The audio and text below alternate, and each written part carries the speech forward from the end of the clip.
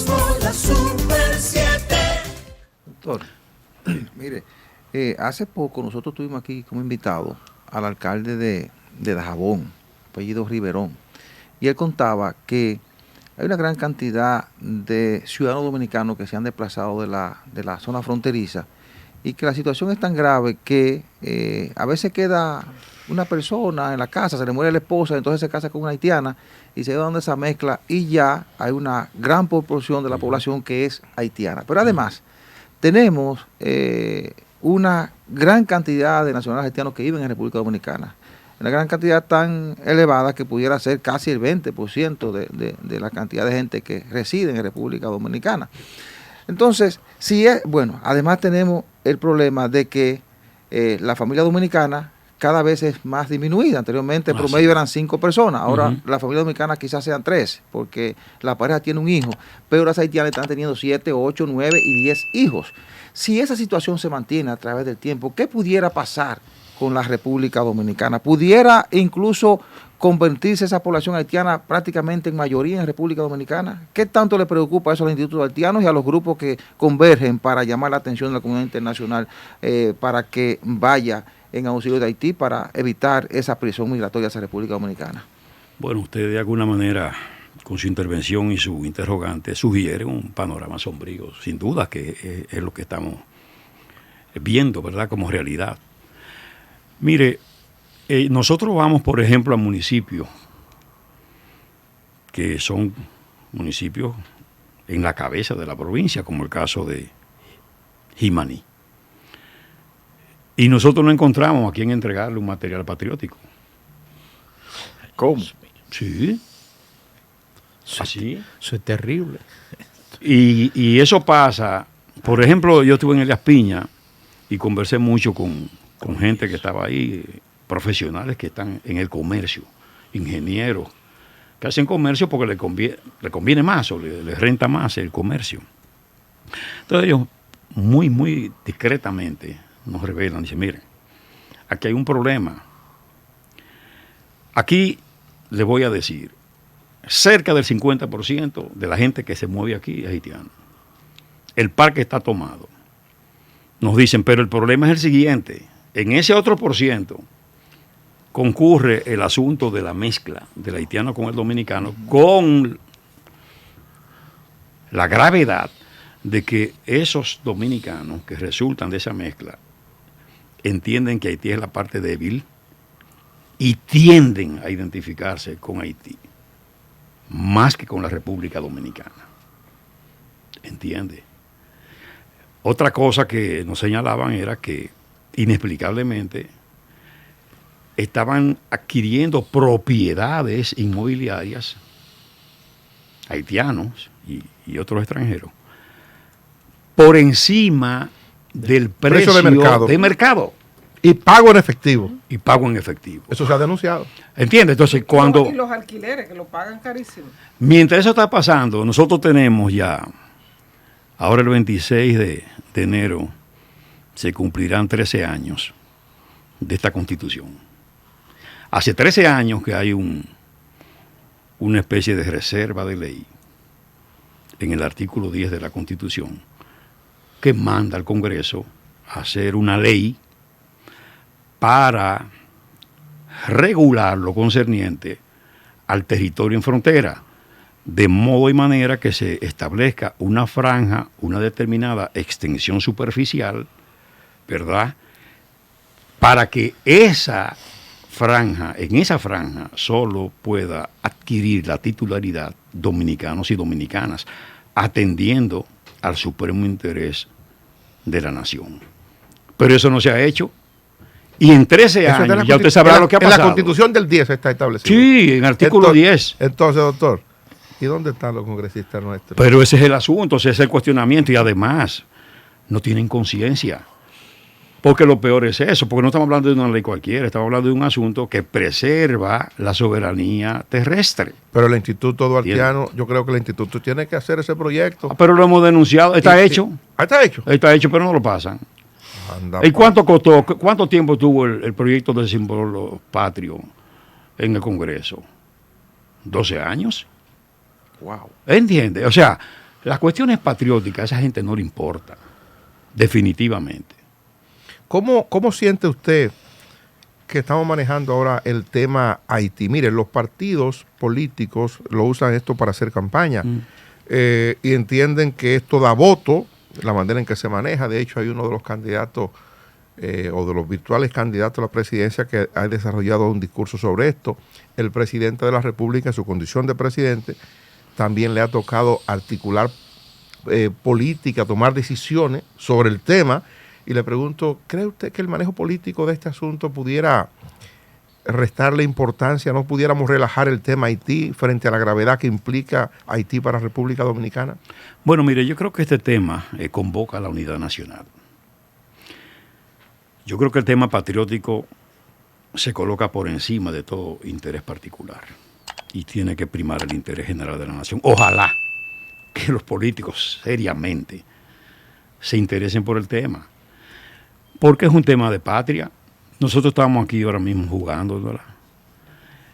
Y si no hay un esfuerzo conjunto del país, si no hay una unidad nacional, fíjese que mucha gente ha bajado la guardia, mucha gente que resistía y que era muy ligero para que, desde que uno decía cualquier cosa respecto de este tema, xenófobo, racista, partidario de que se establezca un apartheid en el Caribe, etcétera, etcétera. Aquí había una tendencia muy marcada, un chantaje, una extorsión. La realidad nos ha dado en la cara. Exactamente, entonces había una extorsión montada, que no se podía hablar.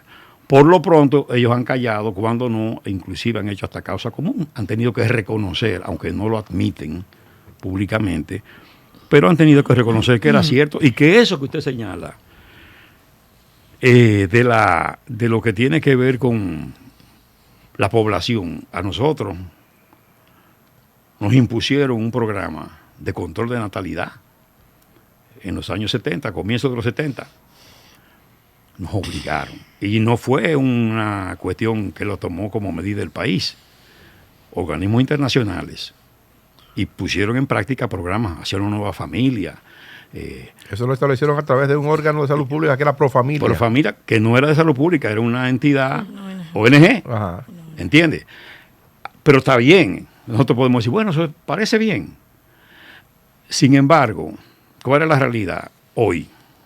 Que el país no tiene esa población, que la mujer dominicana apenas está teniendo un niño, si acaso, o dos. ¿Entiendes? Mientras las haitianas están teniendo muchos. Entonces uno tiene que irse atrás y decir, oye, pero increíble que el tirano Trujillo haya advertido eso. Él tenía el premio Julia Molina para la madre que le diera más hijos a la patria. Eso es increíble. Sí, sí. Entonces uno dice, bueno, tenías razón. Bueno, yo no sé. Yo he comentado aquí varias veces, doctor, justamente que a veces resulta contradictorio que uno tenga que acudir a Trujillo para esos temas. Exactamente. Del cómo llegó mi familia, mi abuela, a la frontera. Y es que de San Francisco, el padre de mi abuela fue llevado a la Peñita Abajo a trabajar allí, en aquel plan para repoblar toda esa zona de dominicanos.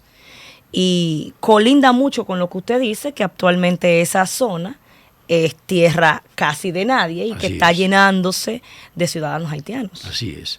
Hemos perdido mucho, ¿eh? Ya hay comunidades enteras que responden al interés de los haitianos. Tenemos escuelas donde un 70% del estudiantado es haitiano, con lo peor, porque no estamos hablando de una población extranjera.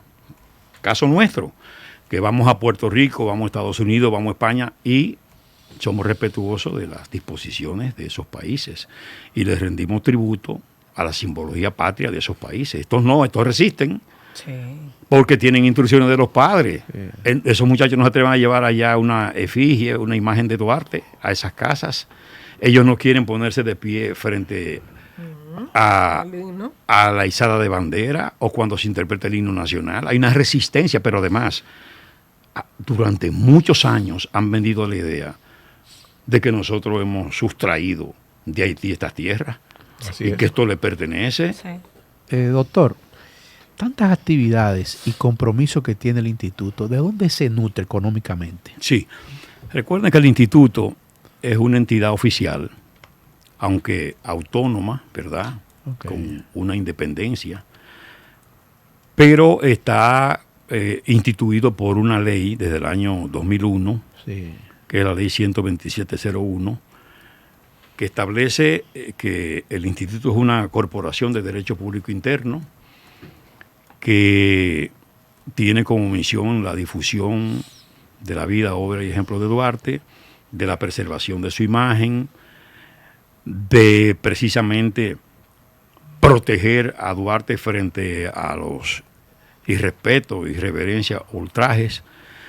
Y naturalmente esa ley viabilizó que el instituto pudiera estar en el presupuesto general de la nación.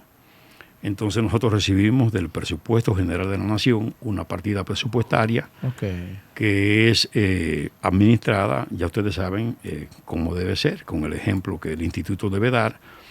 Con el ejemplo que dio Duarte, el principio, Exactamente, rindiendo cuentas. esa rendición de cuentas, y que tenemos permanente en la institución una persona que es una representación de lo que es la Contraloría General de la República, una especie de auditora externa que cada operación, cada cuestión del instituto es objeto de Doctor, fiscalización. y fuera de eso, ¿qué hace usted ahora profesionalmente? Bueno, yo estoy, como dicen los militares, en la honrosa posición de retiro. Ah, no, pero... Yo soy juez emérito.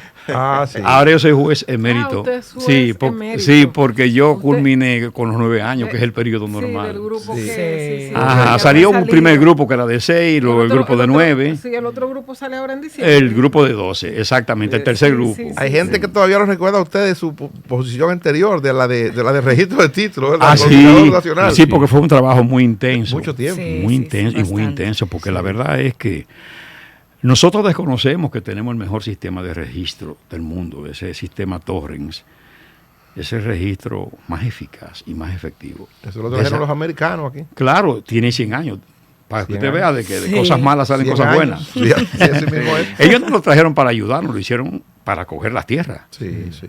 y apoderarse de las mejores tierras, lo hicieron. Ahora, el tirano, que hay que mencionarlo otra vez, se encargó de adquirirla para él, ¿verdad? Para él, pero le quedó por fortuna al pueblo, el ¿no? que le roba al ladrón tiene 100 años de perdón. Yo 100 no- años tiene el sistema. Sí, 100 años tiene el sistema. Y fíjese que, aunque tiene 100 años el sistema de registro inmobiliario, mal conocido en el país, inclusive penosamente hasta por jueces y el Ministerio Público. Yo recuerdo eso, haciendo justamente alusión a esa función anterior que usted tuvo, de un proceso en donde ustedes descubrieron allá una verdadera mafia que había con el Sí. tema de los títulos. Yo era fiscal en ese momento y usted llevó Sí, la querella y sí. el proceso fue muy interesante. Usted tuvo que enfrentar muchas mafias ahí. Pero fue muy en ese penoso momento. también, porque parece mentira. Y yo digo, analizo con frecuencia y digo, oye, después de 16 años en el Poder Judicial, en esa jurisdicción, 9 en el Constitucional, 2 veces presidente del Colegio de Abogados, 2 veces presidente de ADOMA, presidente del Tribunal Disciplinario, presidente de la Asociación de Colegios y Agrupaciones de Abogados Internacional. Mi conclusión triste es que la justicia en el país sigue siendo un anhelo, una aspiración, Sí. un deseo. ¿Sabe cómo terminé yo ahí? Con esos procesos que yo le di seguimiento. impulsó. Que cuando me nombraron, o resulté electo en el Constitucional, fui al tribunal y dije, mire señores, yo he sido designado juez. Yo estoy dispuesto a, cuando ustedes quieran, me llaman, yo vengo y sirvo, pero ya yo no soy el director nacional. Claro. Oye, acecharon un momento que yo fui a representar al presidente del Tribunal Constitucional de Cotuí. Me citaron en la tarde. En la mañana, usted entiende como Sí, sí. mujer que estuvo ahí en la actividad de justicia. Me citaron en la tarde por teléfono, yo estaba allá en Cotuí. No pude ir porque era las 9 de la mañana. Orden de conducencia Sí, yo ¿A quién? recuerdo. en contra mía. Sí. Oh, Pero eso salió en los medios, Porque inclusive. él Yo era quiero que testigo. sepa. Mira, Yo mira, recuerdo, yo Porque él recuerdo. era mira, mira, testigo, con, yo recuerdo. con tanta hazaña, con tanta hazaña, que le dieron la información a F. Y eso salió en España. Y no quieran ustedes saber el alboroto que se produjo. Porque era inexplicable que contra un juez de un tribunal constitucional Se emite una orden. se emitiera una orden de conducencia que desafortunadamente el periódico El Día dijo que era una orden de prisión. Y el director era abogado y el subdirector también. Yo fui donde ellos se impresionaron porque creían que yo iba a hacer algo. Yo le dije, no, yo vine sencillamente a decirte que me den mi derecho a réplica. Esto califica para daños y perjuicios. Porque ustedes saben muy bien la diferencia que hay entre una orden de conducencia, que tampoco procedía porque yo tenía el privilegio de juez constitucional. Claro. Y sobre que es el mismo privilegio del juez de Suprema. Porque había acudido además a las otras No, y instancias. además de que el privilegio que se comporta y se reserva al juez constitucional, al juez de Suprema, es que deben ser, en caso de que un tribunal debe interrogarlo, deben ser interrogados en su despacho. Exacto. No, pero además el momento y la fecha de la notificación. Exactamente, o sea, Fue pero con mire, premeditación. pero una maldad, Era para que no fuera. una maldad, para que usted vea que uno no sabe dónde están los intereses que usted afecta. Sí, Yo digo, esto fue un contubernio. Es que hubo un cambio en ese proceso. Ya yo no estaba en ese Sí, momento en la fiscalía. sí. Hubo un cambio de gestión en la fiscalía. Sí. Y se afectó un tanto el proceso. Claro, y además de eso, vinieron sustitutos, 2 sustitutos y una titular. La titular votó disidente, pero los sustitutos entraron en juego con la Defensoría Pública de entonces. Sí, sí. Oye, una vergüenza Doctor, realmente. ¿y eso se sigue haciendo así? Bueno, yo por eso... Eso opera así. Pero mire, usted sabe que hay que procurar en el país evitar tener un caso de justicia por todos los medios. Sí, hombre. El esfuerzo tiene que ser orientado hacia la prevención. Para usted no verse, porque le voy a decir una cosa. En los tribunales, las personas que son afectadas terminan como víctimas. Y si usted tiene trabajo, tiene que renunciar al trabajo por la cantidad de citas que le van a hacer. sí, eso es para que usted sepa, ¿eh? Y no tiene defensor, en tanto el otro que le cause el daño tiene defensores y protectores. Entonces yo, que he visto, porque señores, yo desde que me gradué entre el gremialismo, yo he visto esta justicia por dentro y por fuera. Por tanto, yo tengo esa... Doctor, reserva. vamos a recordarle a la gente que nos escucha y al que nos ve sobre los actos que usted refería al principio a propósito de un aniversario más, el 26 del natalicio de Juan Pablo Duarte. Bueno, sí, tendremos ofrendas florales en el territorio nacional, desfiles, tendremos también... El mismo 26. El 26 y durante todo el mes de enero. Y por supuesto, entonces, recuerde que el 26 arranca el llamado mes de la patria, Correcto. que es tiempo de patria que se extiende hasta marzo. Y en todas esas fechas y en todos esos días hay conferencias en distintos centros escolares, establecimientos públicos como ministerios, departamentos, en todo el país. Y por supuesto los actos protocolares del Día de Duarte, que está ese oficio religioso en la Catedral Primada de América, está la ofrenda en el altar de la patria, está también la ofrenda en el Parque Duarte conjuntamente con las Fuerzas Armadas y una serie de actividades. Por supuesto, tenemos como les hablé, esa cabalgata por la patria, tendremos también una caravana por la patria y las actividades propias, porque la situación de Haití sigue siendo la misma, lo que significa que nosotros tenemos que continuar demandando de la comunidad internacional y de los grandes países, las grandes potencias, que intervengan, ¿verdad?, para pacificar ese país y para que ese país pueda reorientarse, porque ahí no puede haber un proceso eleccionario si previamente no hay la depuración de lo que es esa relación de ciudadanos que tiene que tener ese país, ¿verdad? Un registro civil depurado es la garantía de un proceso eleccionario exitoso, si no, ahí no habrá elecciones. Yo daba la información esta mañana de que los agentes policiales son aproximadamente 8,000 y ellos tienen casi 16,000 colegios. Imagínese. Es decir, no hay ni siquiera un policía. Uno por colegio. Uno por colegio. No hay medio por colegio. No hay medio por colegio. O sea, no hay cómo garantizar eso. No hay forma, no hay manera. No. Doctor, pues agradezco. Bueno, tiene una pregunta, Sí, José María. Doctor, antes de que usted se vaya, ha quedado claro en este conversatorio que la realidad le ha dado en la cara a mucha gente que enfrentó a los dominicanos en el momento en que salen a defender su nacionalidad y a defender la soberanía. Y muchos estamos conscientes de que organismos internacionales han financiado ese tipo de campañas, ese tipo de acciones. ¿Cómo define usted esos dominicanos que se prestan a ese tipo de acciones, que reciben dinero para enfrentar a la gente que está defendiendo su soberanía y su nacionalidad? Mire, para los duartianos no es difícil entender esto. Duarte habló muy claro. Habló de los malos dominicanos y de los buenos dominicanos. Les llamó copolitas. Construyó de esas raíces griegas esa expresión para decir de ciudadanos del infierno. ¿Te das cuenta? Esos son del infierno. Entonces Duarte estaba claro en eso y sabía bien las traiciones y mucha gente que tiene un interés particular. Y eso pasó con esos conservadores. Los conservadores hacen lo mismo que hacen esta gente. Es decir, los conservadores estaban con las potencias para derivar de ahí ventaja. ¿Y cómo terminó Santana? Procurándose un rango y un tratamiento. Traicionó a la patria. Terminó como terminan los traidores. Y todos los traidores buscan eso, intereses particulares, beneficios, ventajas. Hay gente aquí muy comprometida con esas ONG locales que reciben el beneficio de esas agencias internacionales. Aquí hay gente que vive de eso y uno lo sabe. Y ellos saben que uno lo sabe. Y hasta los entiende en su propósito particular. Bueno, gracias, doctor, por acompañarnos. La Super 7.